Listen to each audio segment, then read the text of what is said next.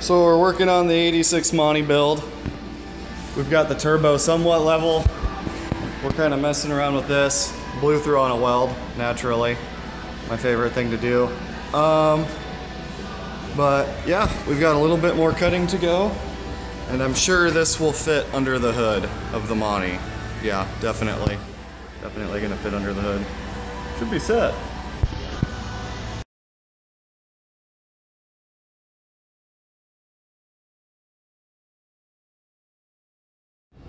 Well, we got her all welded up. Still have to cut a hole in the hot side so that we can put the wastegate in there. The welds look terrible, and I'm gonna make a bunch of ricer excuses for them. For one, the feed on this welder is being a complete ass, and the wire's kind of all fucked up, so that's a good part of it. That and I'm out of gas, if you can't tell by how nice and brown all the welds are. So, maybe I'll spend the money on gas. I guess I'm gonna have to. But I'm done welding, so we're gonna roll with it. And it was nice because the welder wasn't making a nice, you know, like while you're welding. It was like, so I pretty much had to spot weld everything. Just a shitload of spot welds. As you can tell by this, like nothing's a solid pattern anywhere. Looks terrible, but we're gonna send it. We're gonna see how she goes. I think we should have a good time with this guy right here. But, oh, wastegate's probably gonna have to go over here. Now, see, what this is I'm an idiot. I wasn't paying attention. I even made my own measurements for it. But, the fender is exactly 18 inches away from the bottom of the valve cover. So we are at 18, if not just a tick over. So, and where the fender sits on here, we might actually be above it. Yeah, we might be above it. Throttle body, I don't know. We'll see how it goes. I gotta see where I should stick the wastegate on this thing though. Probably unbolt it. The only problem is I just don't want the wastegate hitting the fender and or starting paint on fire, which, you know, that's not really a big deal that I'm concerned about, but we're gonna roll with this, and I'm probably gonna have to angle the cold side a little bit. We're going non-intercooled. Just gonna do some meth injection on here. And no blow-off valve, because I have found people having issues with them. I don't want to spend the money on a nice one. So we're going to throw that on and see how she does. I didn't want to spend the money on two wastegates. So what we're going to do, we're just going to cut a hole in this with the plasma cutter. And make it about that big. And weld the V-band on there, and we should be good to go.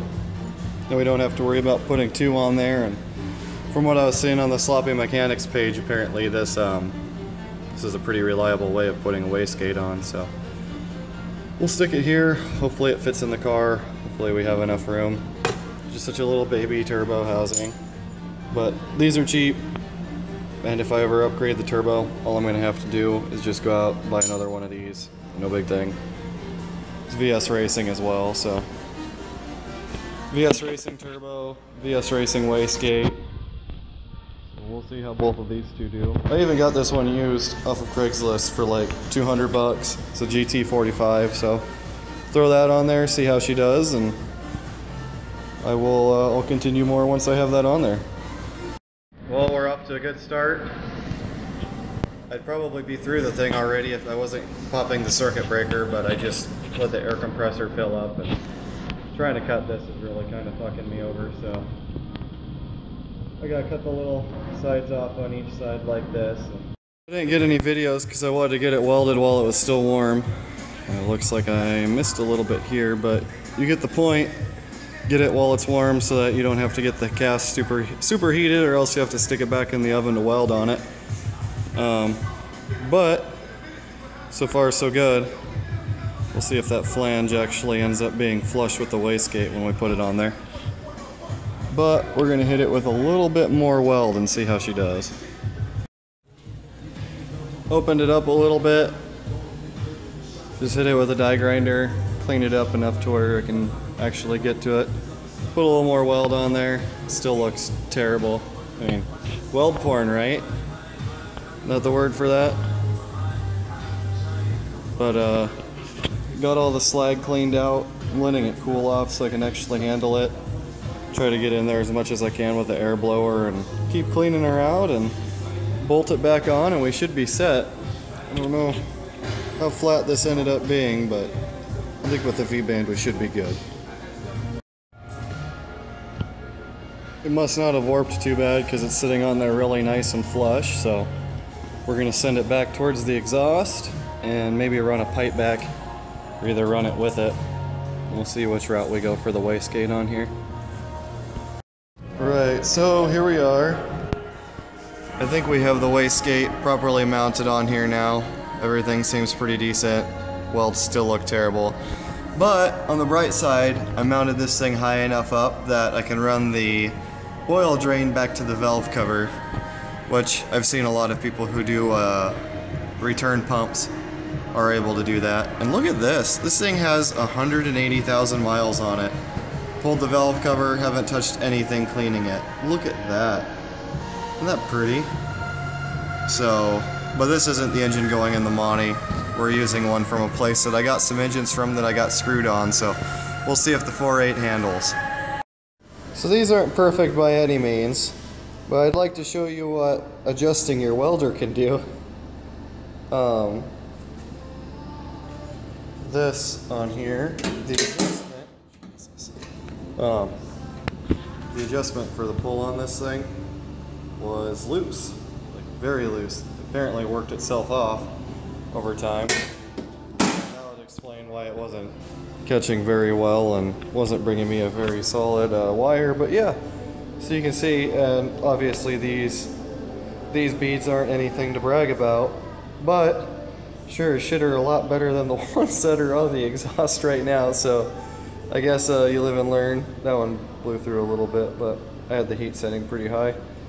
I was working on something else, so got the heat setting back down to where I like it and rolled with it, and yeah, so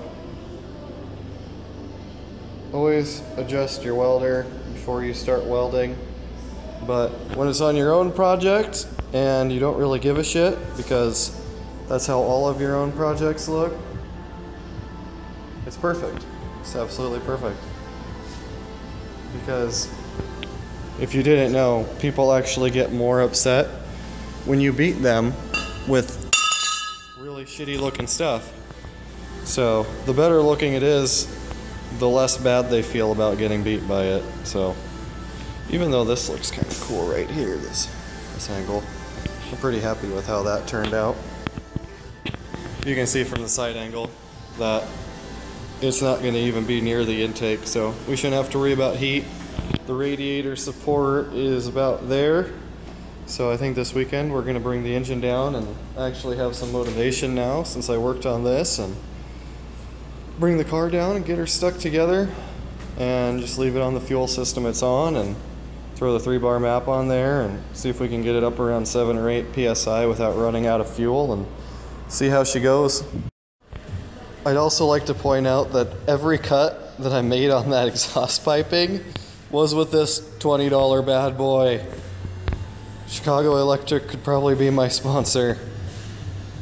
But yeah, and then some blades that continuously break, but they do alright. Went out and picked me up one of these fidget spinners here. I'm tapping this so I can put a barbed end in there. Where's it at? Oh, right here. This guy's gonna be my oil feed, or oil drain, going into the valve cover. And hopefully we'll have enough angle on there that it won't cause an issue, but I don't think we'll have a problem. But got that tapped beautifully. Probably isn't gonna seal for crap, so we're gonna stick a little RTV on there, because it's going through a pretty thin spot. And then tighten her up, and we should be set. I think we might have to tap it a little bit bigger because this thing's not starting in here. Or I'm just not coordinated enough to do it and hold a camera at the same time. Probably a good mix. Hey, there we go. Alright. Get that cranked in there and we should be set. It's time to unearth the beast. Been sitting here for about a year. Just got a flat tire. I'm assuming there's probably only one bolt holding the front end on, and that's okay. That'll at least get us to Lincoln. It's got some brand new Nittos on it though. Stuck those on it right before I tore it apart. But we're gonna get her loaded up and back to Lincoln and see if we can get it stuck together. Maybe put a new shifter in there so I don't have to use pliers too. That'd be good. So I have been waiting like 5 years to get this right here. Truck's a little more beat up than I wanted, but you know what? It's all one piece. I don't think anyone's gonna mistake this truck and car when they pull up to the track, especially when there's a big turbo sticking out of the hood. The back sits up a little higher, but I'd like to get it to where it's about there.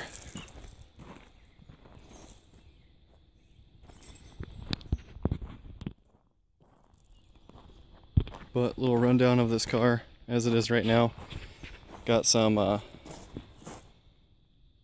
center lines on there before I parked it, and then it's got Gary's Hydros TH400 with a trans brake, a 4.8 that I got from an undisclosed source. Hopefully it starts, because they screwed me over on 2 other motors, so we'll kind of see how it goes. And I've done a lot of aluminum work, pulled a lot of weight out of the front of this thing, so we'll see how she does. Still on a stock 10 bolt, but it was leaving on the trans brake last year and dead hooking just fine, so we'll see how she does. It hasn't rained in about a month. We're heading back to Lincoln. I'm like, oh, you know what? Looks pretty clear this morning. I don't think we need to cover up the throttle body or the exhaust on the Monte, because they're open. And, yeah. Yep. The good luck streak continues. Should be alright, it's just a 4.8. If anything, it'll file the rings down a little bit for me. All that rust in the cylinders is what we need. The electrolytes. Well, after a lot of time of messing around, finally got the studs out of there, which took about 2 hours to get those out of there. That was fun. And it's kind of dirty. So we're gonna clean it just a little bit, throw it together, but here's where we're sitting. Special thanks to Chris.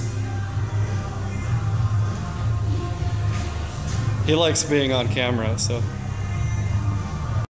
It's about 3 a.m., so give me a break if I mess anything up, but we've got the cold side piping on. I just got to pick up some more T-bolt clamps tomorrow. And made the oil feed line. I got a bunch of this stuff from silicone intakes, and actually looks pretty good.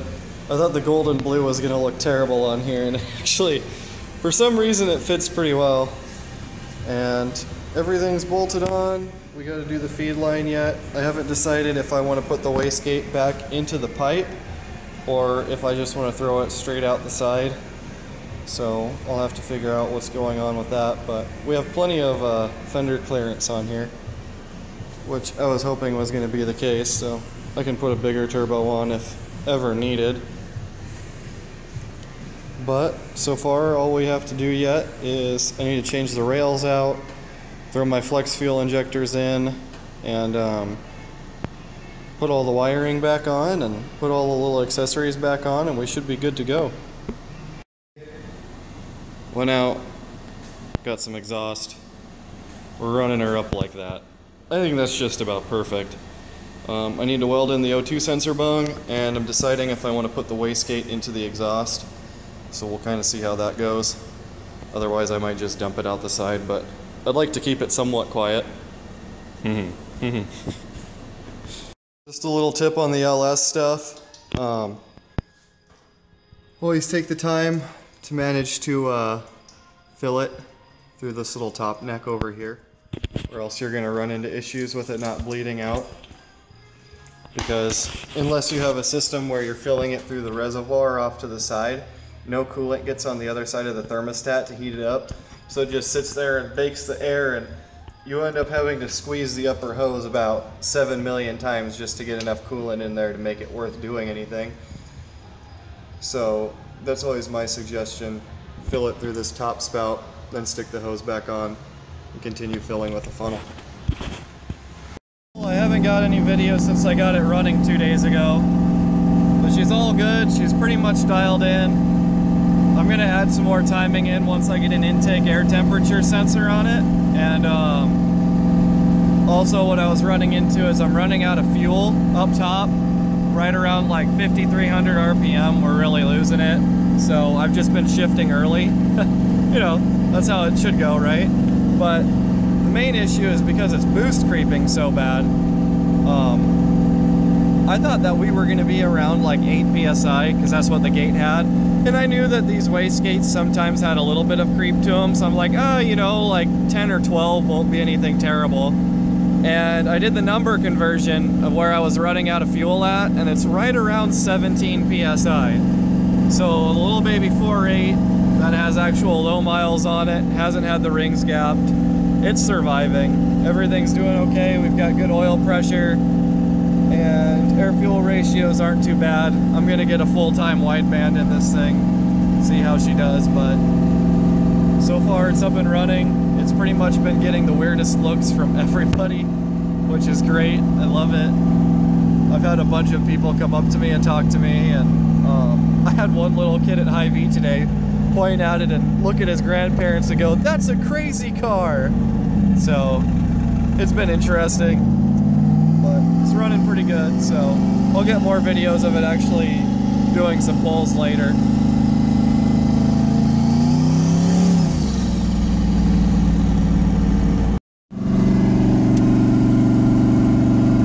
Seeing if we can lean it out a little bit during cruising speeds. Start using a little less gas. On the bright side, it's pretty much perfect out for tuning. I get to look at this, I get to look at this, we get to have a good time. Makes life interesting. Oh, yeah, and I have to fix this. What do you think, Bonanza? What's your opinion? Nothing? She doesn't have an opinion.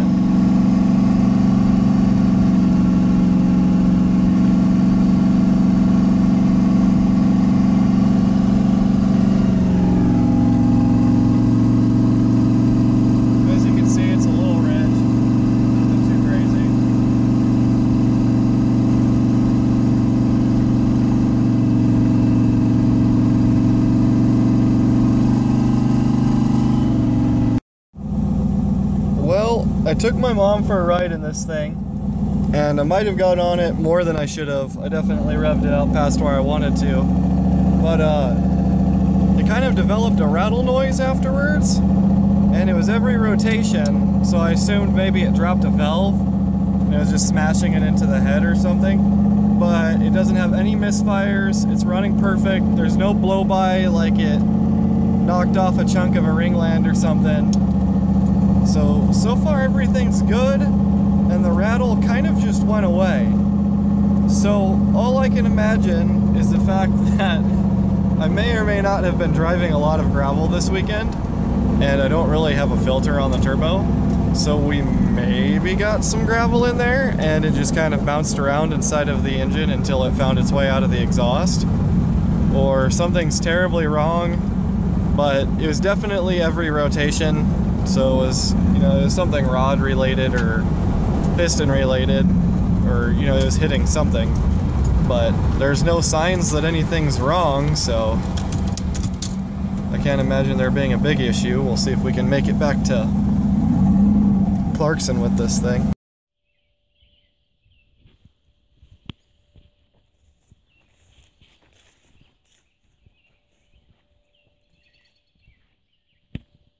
Here's a good video of the finished product.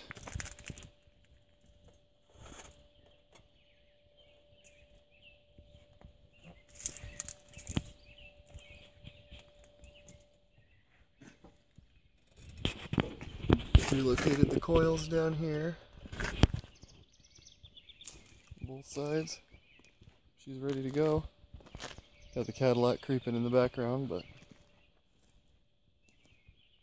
this is all good.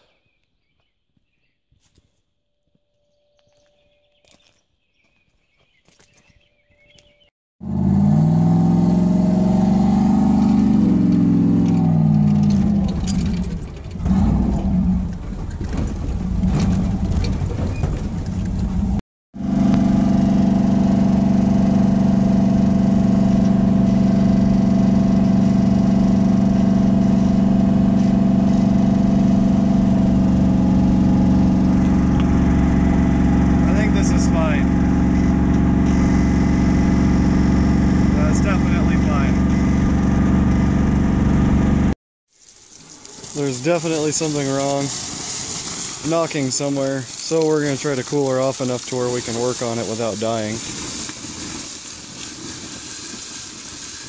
I don't even know if I have a spark plug socket here, hopefully.